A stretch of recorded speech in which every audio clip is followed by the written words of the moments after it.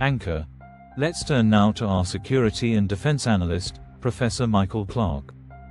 Michael, good to see you. Earlier, I spoke to the UN High Commissioner for Pakistan, who downplayed the recent explosions, calling them minor skirmishes.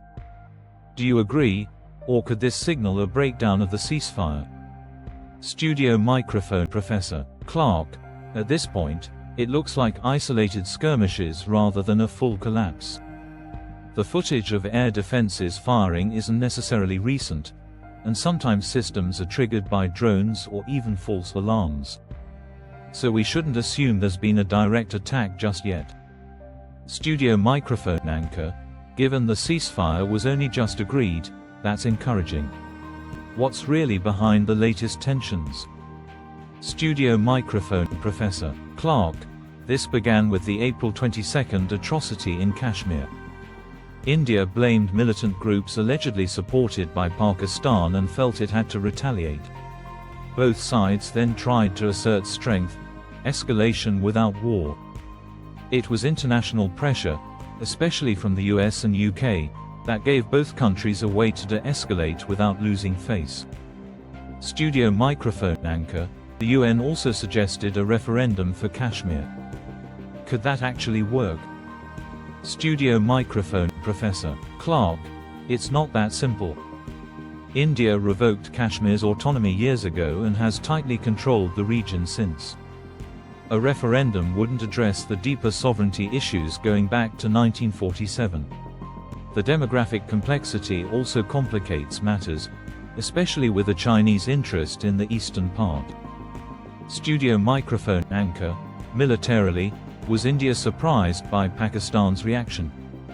Studio microphone. Professor Clarke, yes, particularly by the tech. Pakistan deployed advanced Chinese equipment, J-10 fighter jets and HQ-9 missile systems, which may have outperformed expectations. India did respond by positioning a carrier battle group near Karachi, showing it was ready for a larger confrontation if needed. Studio microphone. Anchor, let's shift to Ukraine. What's happening with the ceasefire talks? Studio microphone. Professor Clarke, Ukraine, the US, and Europe have agreed to implement a ceasefire starting May 12. It's a rare moment of unity. Now, the ball is in Putin's court. Sanctions, especially on energy, are the pressure point. I expect Russia to delay, neither rejecting nor accepting outright, just to avoid appearing weak.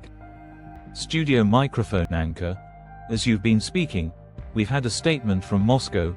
Russia will consider the ceasefire proposal. Moscow has its own position. Thoughts? Studio microphone. Professor Clarke, classic Kremlin tactics. They won't say yes or no, just enough ambiguity to keep the West guessing. It's a stalling move, and I doubt we'll see action on Monday. But we'll soon find out. Studio microphone. Anchor, indeed, we will. Thank you, Michael. We'll check back on Monday.